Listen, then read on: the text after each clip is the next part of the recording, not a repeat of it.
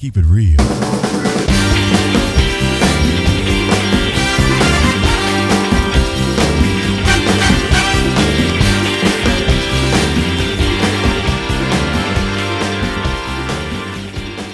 Welcome, ladies and gentlemen, to the show. Proudly supported by QT Hotels in association with LukeFartTV.com. It's my pleasure to introduce Elliott Yancey. Good morning. I guess I've got a lot of budding film producers out there that would love to obviously take their career to the next stage. One question I have in my mind is these academies out there, you've got the NIDAs, you've got the film production courses, you know, is that I guess the best stepping stone? Is it a sake of just getting out there and building relationships with the right guys at the right time? What would your advice be for them out there? To address your first question, I'd say yes, it's a great stepping stone. It's one of many. I think the other aspect, apart from NIDA is predominantly for actors, but NIDA, afters, actor, and those various groups, I think they're great to give you an overall understanding of the industry. Within that, you'll meet people. I think most importantly is you need to meet someone that you would like to be. So you'd like to be doing whatever that person is doing. So you try to find a producer that is in the game doing it. See if you can spend time with them, pick their brain, his or her, find out how they do it, what are the pitfalls, what are the risks, what are the successes, what are the headaches, what keeps them awake at night. Gives you a big overall picture of what this industry and what you're going to be doing in that industry. What's the best avenue after that? So you've got your course, you've got your certificate, where to now? Continue. It doesn't end.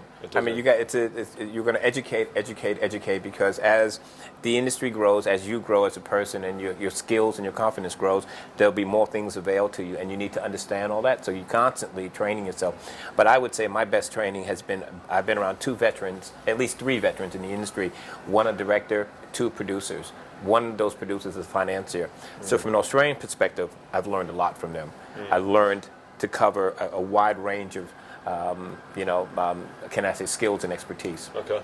And I guess you being your own entity with Toil Films and also being a part of many other networks as well, Right. i.e. Prodigy, is that something that I guess is the overarching strategy of, well, we need to be bumping shoulders with other people and collaborate on a whole? Correct, yes. Okay. Is that paramount?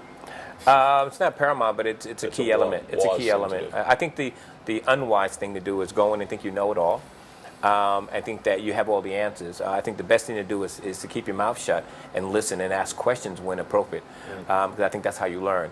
I said one shoe doesn't fit all. What I do works for me. It might not work for anyone else, but it works for me because of my past history, what I'm comfortable with, and what I'm currently bringing to the table. Okay. And Prodigy are behind the pack, is that correct? Prodigy is the pack. Prodigy and another company in South Australia called Kojo. They formed a company, a spin-off company called Breakout Films. And this is the first film from Breakout. It's an action thriller based in South Australia about wild dogs. And I'm following on the premise of sharks and on the premise of road train and on the premise of crocodiles. This is the master of mayhem, Michael Robinson's Prodigy movies. This is what they do. Okay, so it's a thriller, or? It's a thriller horror, yes. Okay. Received well in Cannes. And when can we expect that out? I want to be watching this soon. Well, you will be. That will be September and October this year. Fantastic.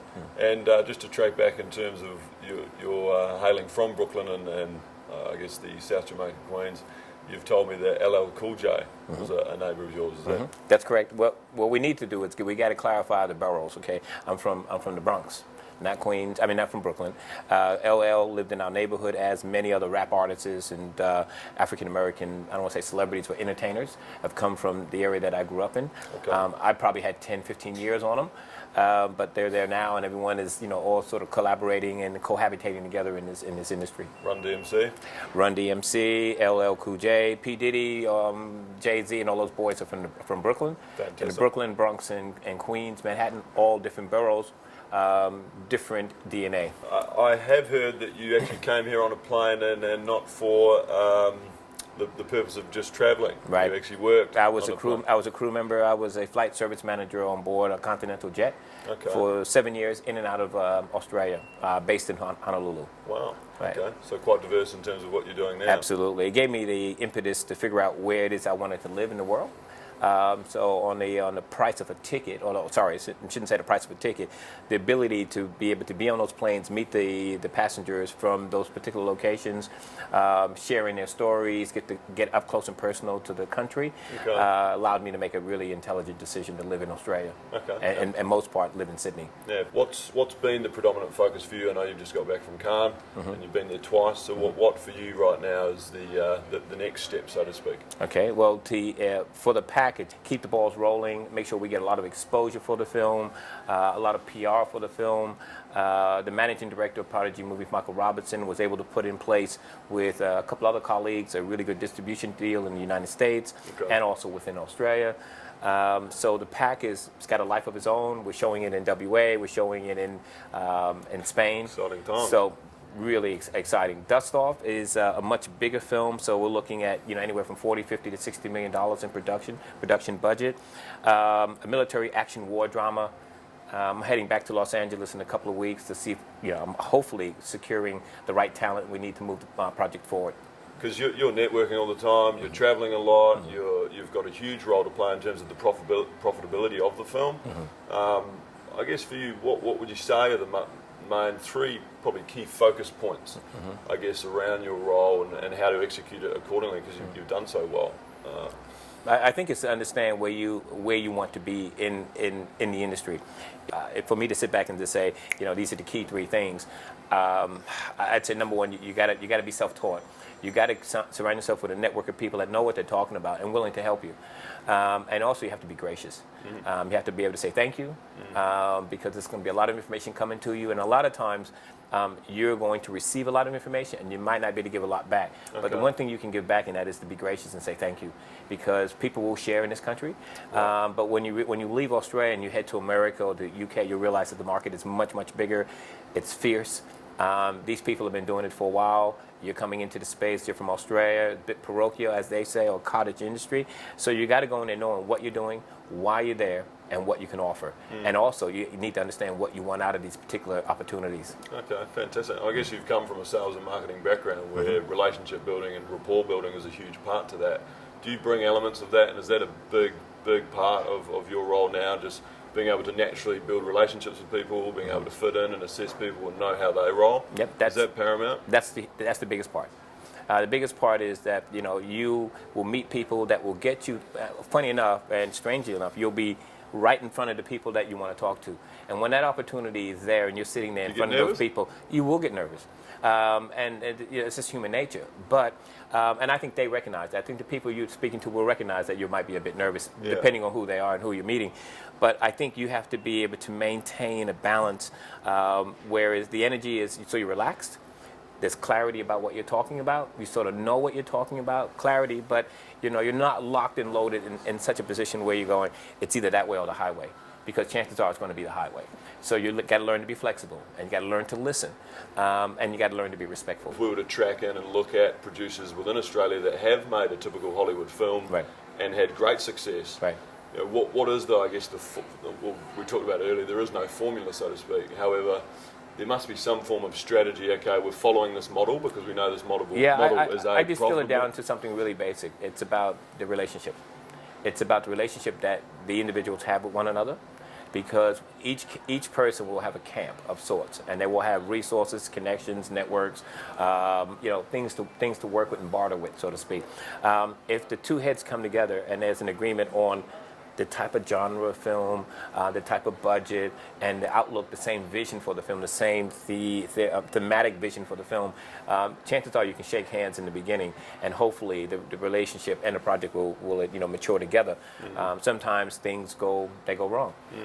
People have different ideas about outcomes, cost, payment, all the logistics, all the stuff that you really have no control over. And when it gets to that point, you have to realize that you're going to be with these individuals for quite a long time, working together, collaborating, speaking, meeting, traveling.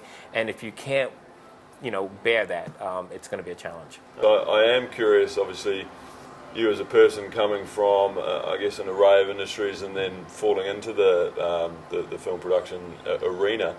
Was there anything that really stood out from the get-go when you were younger? When I was back in New York City, and I happened to have a friend that took me onto the set of a Spike Lee movie.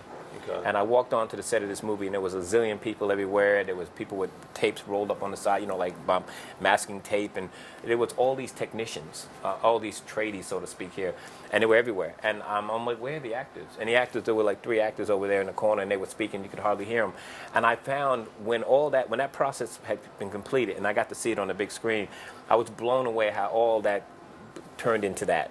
And that was exciting for me. The other thing I like is I like stories and I like visual. So when I hear a good story, it could be anything. Like, when I hear a good story on the Millionaire Hot Seat, I hear a good story. I can visualize in my head all how about the story. Yeah, well, it is about the story because that's what sells.